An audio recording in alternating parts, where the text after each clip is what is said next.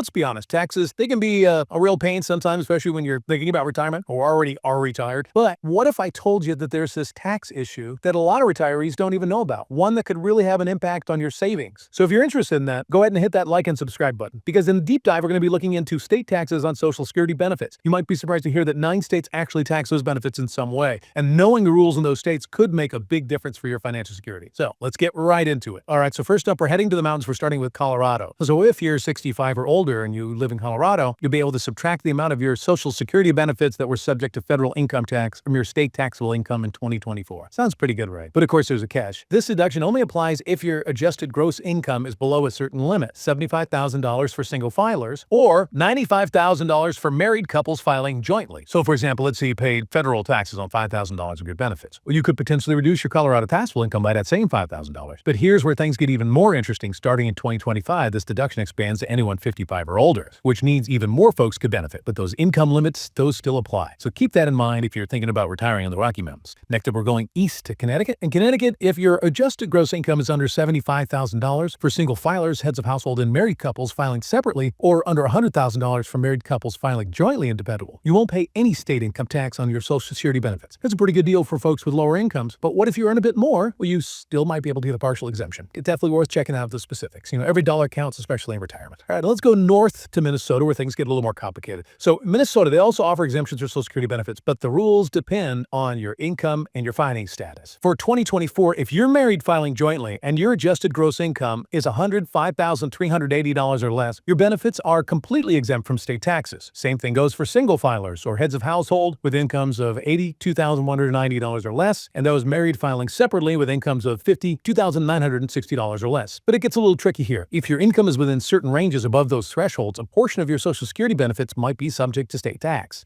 If your income exceeds the highest thresholds, all of your federally taxed benefits will be taxed by the state. So as you can see, understanding these little details is really important for retirees in Minnesota. Okay, let's switch gears and head west to Big Sky Country to Montana. Montana takes a different approach. They kind of mirror the federal government's rules when it comes to taxing Social Security benefits. They use something called provisional income to figure out how much of your benefits might be taxable. Provisional income includes your adjusted gross income, any non-taxable interest you earn from things like municipal bonds, and then half of your annual Social Security benefit. And based on your provisional income and whether you're filing as single, married, or head of household, a certain percentage of your benefits could be subject to both federal and Montana state taxes.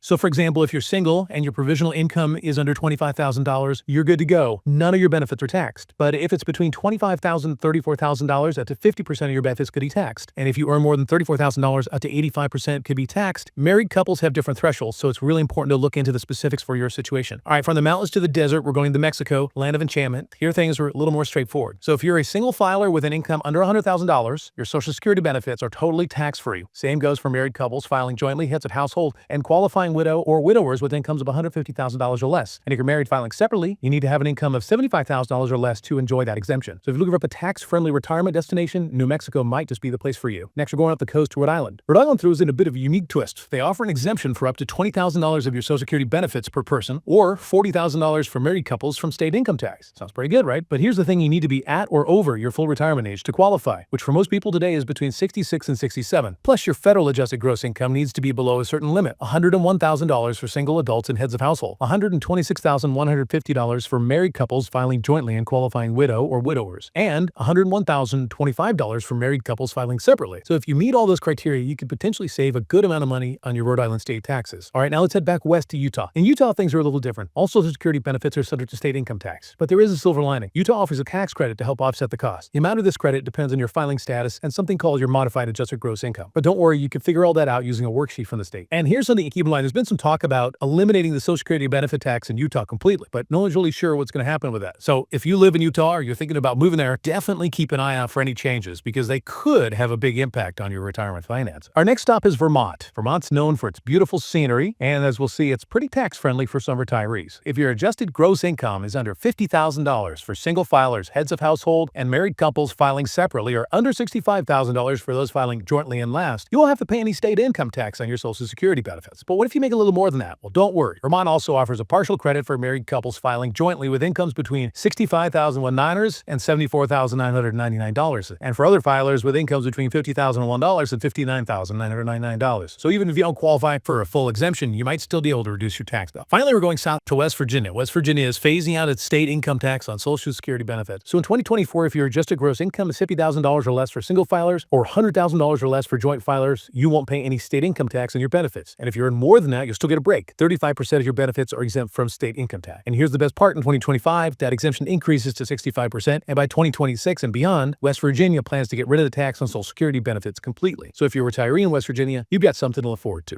As we kind of dig deeper into these financial rules, it's important to remember that state tax on Social Security benefits can be pretty tricky. All these different income limits and exemptions and special rules, they can really affect how much money you have in retirement. So let's go back and review those 9 states where your Social Security benefits might be taxed. Colorado, they offer subtraction of federally taxed Social Security benefits from your state taxable income, but only if your income is below a certain limit. This applies to anyone who's 65 or older in 2024 and expands to include those 55 or older starting in 2025. Connecticut, they offer a full exemption for those with adjusted gross incomes under certain limits and a possible partial exemption if you earn a little more.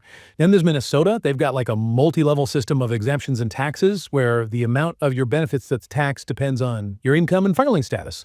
In Montana, they do things a bit differently. They kind of follow the federal government's rules for taxing Social Security benefits. They use something called provisional income to figure out how much of your benefits could be taxed. So provisional income, it includes things like your adjusted gross income and any non-taxable interest you earn from things like municipal bonds, and then half of your yearly Social Security benefit. Okay, so based on your provisional income and whether you're single, married, or head of household, a certain percentage of your benefits could be taxed by both the feds and the state of Montana. In Mexico, they are a pretty simple exemption for anyone whose income is below a certain amount, and that limit changes depending on whether you're single, married, and so on. Rhode Island, they let you exempt a certain portion of your Social Security benefits, but you have to be at or over your full retirement age to qualify, and your income has to be below a specific limit. Now in Utah, it's different. All Social Security benefits are taxed at the state level, but they do give you a tax credit to help offset the cost. How much you get depends on your filing status. It's something called your modified adjusted gross income. Don't worry though, the state has a worksheet to help you figure it all out. Oh, and there has been some talk about getting rid of the tax on Social Security benefits altogether, but nobody really knows if that's going to happen. So if you're in Utah or thinking about moving there, make sure you keep up on any changes because it could make a difference for your finances. Then there's Vermont. They give a full exemption if your income is under a certain limit, and if it's a little higher, you can still get a partial credit. And last but not least, we have West Virginia. They're slowly getting rid of their state income tax on Social Security benefits altogether. Part of it is exempt in 2024, and a bigger part is exempt in 2025. And starting in 2026, there will be no state tax on Social Security benefits at all. Okay, I know there's a lot to take in, but the main thing to remember is that knowing the rules for your specific state is really important for making sure you're getting the most out of your retirement income. Don't let these details slip by you. For example, say you're thinking about moving to the Southwest, and you've always loved New Mexico. The culture, the scenery, it's all amazing, but you also want to make sure your retirement money will last. Well, knowing that New Mexico has a straightforward exemption for Social Security benefits, if your income isn't too high, that might be a big factor in your decision. Or maybe you're planning on retiring in Minnesota, where you already live, but you're not sure how the state's rules will impact your Social Security income. Taking the time to figure out those income limits and all the different exemptions that could save you hundreds, maybe even thousands of dollars in taxes in the long run. Remember, being informed is key, especially when it comes to your money. And when it comes to state taxes on Social Security benefits, it's the details that really matter. But don't let this information stress you out. Let it empower you to take charge of your financial future. Learn what you need to know to make the best decisions for yourself. We've talked about all those details of state taxes on Social Security benefits in those 9 states, but you might still be wondering, like, what does this all mean for me? Well, the big thing is that just knowing about these taxes, that's the first step to planning for retirement the right way. If you live in one of those states or you're thinking about moving to one, factoring in those potential taxes on your Social Security income, it can make a real difference for your finances. It's kind of like this, understanding the specific rules for your state. It's like a secret weapon for retirement. It helps you make smart decisions and maybe even save some serious money when it's time to pay taxes. Just think how good it'll feel to know you've done everything you can to make the most of your retirement income. Remember those examples we talked about? Like, let's say you're retired and living in Vermont. Knowing that your Social Security benefits are completely exempt from state income tax, as long as you make under $50,000, that lets you plan your budget and feel confident about it. Or maybe you're a couple in Rhode Island getting ready for those golden years by the ocean. You saved up position. You're excited to get your Social Security benefits. If you know that you can maybe exempt some of those benefits from state income tax, if you meet certain age and income requirements, that could mean more money in your pocket for traveling hobbies, just enjoying life,